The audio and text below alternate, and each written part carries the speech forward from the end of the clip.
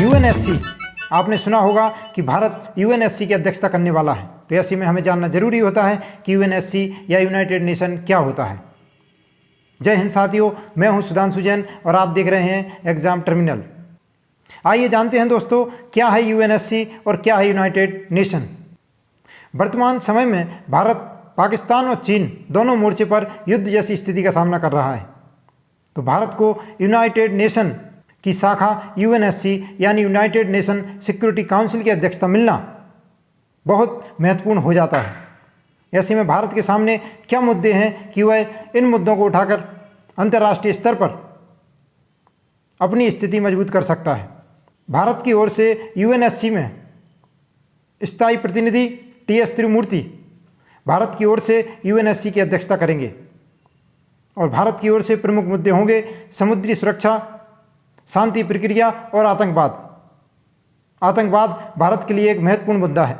ऐसे में जरूरी है कि भारत आतंकवाद का स्थायी समाधान खोजने की कोशिश करे। अंतर्राष्ट्रीय स्तर पर भी आतंकवाद एक बहुत महत्वपूर्ण समस्या है। ऐसे में अन्य देश भी भारत के साथ आतंकवाद के समाधान के लिए प्रयास करेंगे। यह भारत का प्रयास रहेगा। तो आइए जानते हैं क्या है यूनाइटेड नेशन। द्वितीय विश्व युद्ध जो 1939 से 1945 तक चला, उस दौरान मित्र देश, शत्रु देश और उसके साथ अन्य देशों को भारी क्षति हुई। ऐसे में अंतर्राष्ट्रीय स्तर पर एक ऐसे संगठन की आवश्यकता को महसूस किया गया जो अंतर्राष्ट्रीय स्तर पर शांति और सुरक्षा की भावना को प्रोत्साहित करे।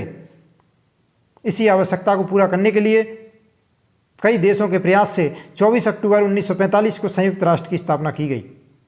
यूएनएससी यानी United nation security council United nation की एक शाखा है जिसमें बहुत महत्वपूर्ण मुद्दों पर चर्चा की जाती है।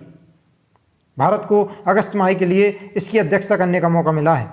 भारत से पहले जुलाई माह में फ्रांस ने इसकी अध्यक्षता की है और सितंबर में आयरलैंड इसकी अध्यक्षता करेगा। क्या भारत इसकी अध्यक्षता करके स्थायी सदस्य बनने का प्रयास कर रहा है? तो हम आपको बता दें कि यूएनएससी की अध्यक्षता और स्थायी सदस्य में कोई भी संबंध नहीं है। यूएनएससी की अध्यक्षता करना भारत के लिए एक प्रशासनिक मामला है। उसका स्थायी सदस्य होने से कोई भी लेना देना नहीं है। भारत स्थायी सदस्य जब तक नहीं बन सकता जब तक यूनाइटेड नेशन के पांचों सदस्य अमेरिका, ब्रिटेन, चाइना, रूस, फ्रांस पांचों सहमत ना हों।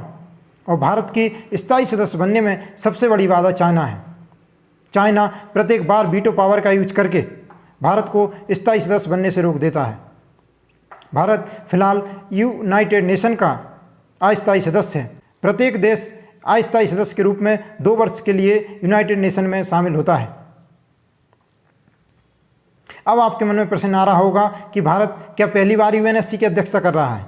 तो ऐसा नहीं है। भारत इससे पहले भी 10 बार यूएनएससी की अध्यक्षता कर चुका है। आइए जानते हैं यूनाइटेड नेशन के अंगों के बारे में।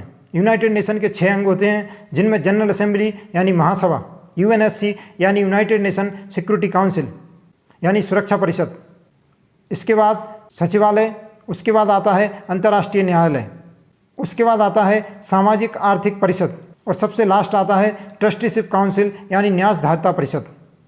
ये 6 अंग यूनाइटेड नेशन के महत्वपूर्ण अंग होते हैं जिनमें सबसे महत्वपूर्ण होता है यूनाइटेड नेशन सिक्योरिटी काउंसिल यानी संयुक्त राष्ट्र सुरक्षा परिषद, जिसकी अध्यक्षता भारत कर रहा है।